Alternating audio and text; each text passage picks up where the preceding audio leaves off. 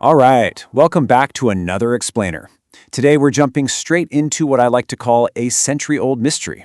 We're talking about the recurring disappearance of radical energy technologies. You know the stories, these world-changing concepts that seem right on the edge of a massive breakthrough, and then, poof, they just vanish into thin air. We're going to look at why that keeps happening, and actually, more importantly, we'll explore why the fix for this isn't about uncovering some grand, smoky room shadow conspiracy. It's actually about shifting our entire approach to an open-source, community-driven model. It's an absolutely fascinating and honestly kind of tragic look at what happens when pure innovation slams headfirst into entrenched institutional power. So let's kick this off with probably the most famous figure in this entire space, Nikola Tesla. Picture this. It's January 1943. Tesla has just passed away. And almost immediately, his private papers are seized by the U.S. Office of Alien Property. They bring in an MIT engineer, John G. Trump, who takes a look, quickly dismisses the files, and officially slaps them with the label of primarily speculative. Nothing to see here, right?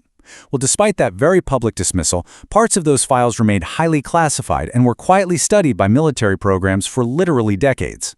Tesla actually hit the nail on the head regarding this tension between commercial reality and visionary science when he said that while the present belonged to them, the future he was really working for was his. But this highly cinematic moment of Tesla's missing files, it's not a one-off. It's part of a heavily documented, repeating pattern. There's this massive gap between how institutions publicly dismiss anomalous tech and the quiet, super-aggressive actions they take to lock it away. It really forces us to ask a totally crucial question about the mechanics of our world. What actually happens when an invention threatens the existing commercial order? Like, why do these revolutionary energy concepts just seemingly vanish the second they start getting real traction? Now listen, before this starts sounding way too sci-fi, let's ground ourselves in the actual real-world physics of the quantum vacuum. Zero-point energy is not just a buzzword for movies. It is simply the irreducible underlying energy that exists in a quantum system, even when you freeze it all the way down to absolute zero. Empty space, as it turns out, isn't empty at all. It is absolutely buzzing with potential. And we know this for sure because of the Casimir effect, which was experimentally proven back in 1997. That experiment physically demonstrated that this vacuum actually exerts a measurable force. So the scientific debate really isn't about whether this energy exists. It does. The actual hurdle, the real monumental engineering challenge, is figuring out if we can extract it at a scale that actually powers human civilization. And when you start tracing the historical record on people trying to do exactly that, a really dark, century-long pattern jumps out at you. It is a timeline just littered with disappearances, sudden financial ruin, and highly suspicious deaths across a bunch of really credible inventors. We've got Tesla's paper seized in 43. Even before that, in 41, T. Henry Moray's working prototype was shot up and destroyed by an intruder. Fast forward to the 90s and early 2000s, and you have the sudden, tragic deaths of guys like Stanley Meyer and Eugene Malev. When you stack all these events up over decades, you can totally see why the idea of an active, malicious suppression conspiracy has taken such a strong hold in popular culture. But let's dig into what was actually lost with these folks. Take T. Henry Moray, for example. Back in the 1920s and 30s, this guy was demonstrating a radiant energy device that he claimed could generate 50 kilowatts of sustained electrical output. That's huge. But here's the catch. His core component was a completely secret semiconducting material he just vaguely called a Swedish stone. He spent 17 agonizing years getting rejected by the US Patent Office because they literally couldn't comprehend a vacuum tube working without a heated filament. Which is super ironic, right? Considering this was just years before the transistor was invented. But here's the real tragedy. Because Moray guarded his stone so fiercely to avoid someone stealing it, when that intruder broke in and shot up his lab, the tech was just permanently lost. He built a single point of failure into his own life's work, and it cost us everything. Then you have Stanley Meyer, which gives us a totally different angle on that exact same vulnerability. Meyer was loud. He famously claimed he could run a whole dune buggy on a highly efficient water fuel cell using resonant electrolysis. He was everywhere, engaging the patent system, pitching investors, hyping it up to the media. But, and this is critical, he flat out refused to let anyone independently test his hardware. He claimed he had to protect his trade secrets. Well, that intense secrecy backfired massively, leading straight to a civil fraud ruling against him in 1996. And after his super sudden death in a diner in '98, his hardware practically vanished overnight.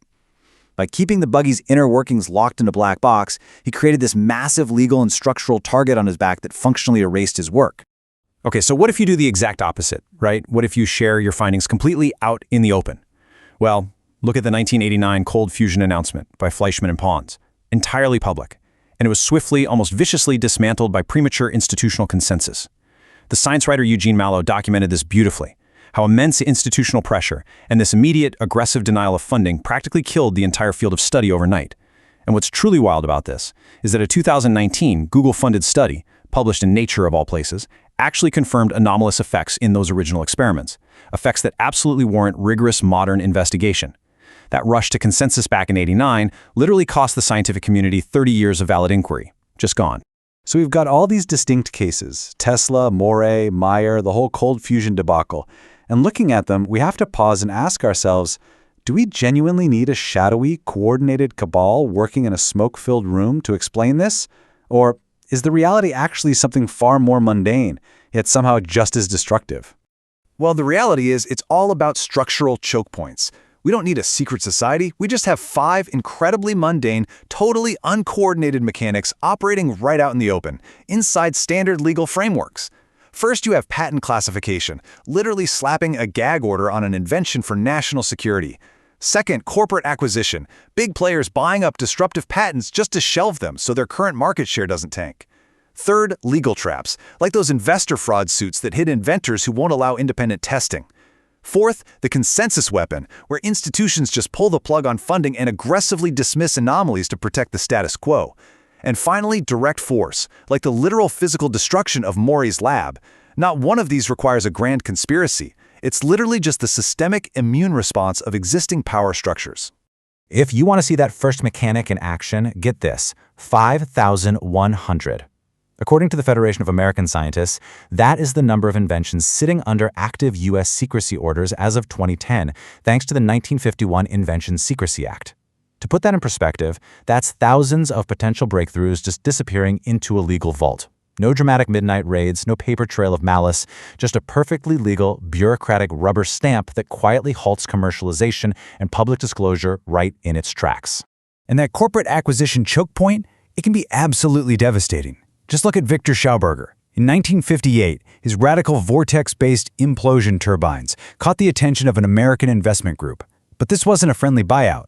Schauberger was brought to the U.S. and put under immense, coercive pressure to side over the rights to all his patents. He finally caved and returned to Austria a completely broken man. He died just 5 days later, and his original hardware never seen publicly again. Whether it's Schauberger getting crushed by predatory investors or Joseph Newman spending decades battling a stubborn patent office, the takeaway is clear. The existing institutional channels are structurally designed to be hostile to anything highly disruptive. So here's the pivot. If the weapon suppressing these technologies relies on finding a single vulnerable choke point, then our shield has to be a distributed network. Think about the historic closed model, the lone genius, the single patent, the highly guarded secret prototype.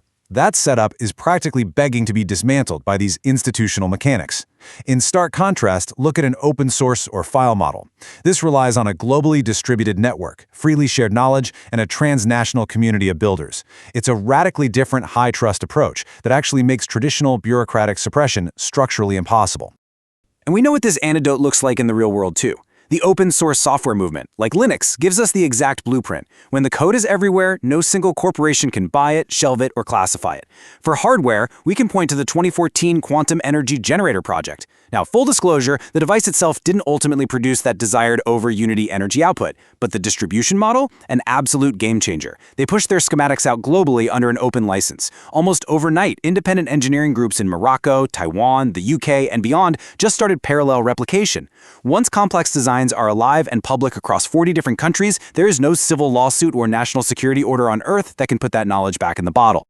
So, to actually survive these institutional choke points going forward, inventors have got to drop the whole lone maverick mythology and follow a very specific playbook. First, establish a distributed replication network with mirrored data so there's no single server or lab to take down. Second, mandate standardized open testing protocols. We need to reward radical honesty and rock-solid data over flashy, charismatic YouTube demonstrations. And third, focus heavily on off-grid community deployment from day one. Why?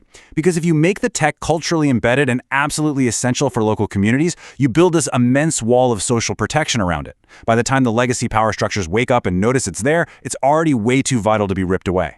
Let's wrap this explainer up with a bit of a thought experiment on resilience.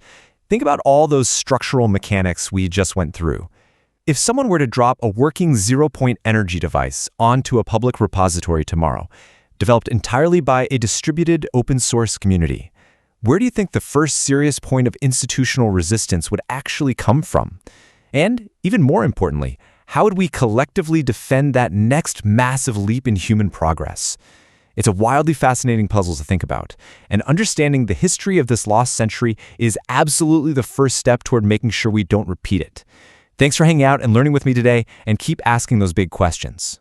You've been listening to the Weaving the LightNet TLDR. To explore more about any of these topics, visit lightnet.co.uk or listen to the full deep dive podcast episode linked below. Give the video a like, share this episode with others who would appreciate it, and subscribe to join us next week as we continue weaving the web of planetary consciousness together. Stay sovereign.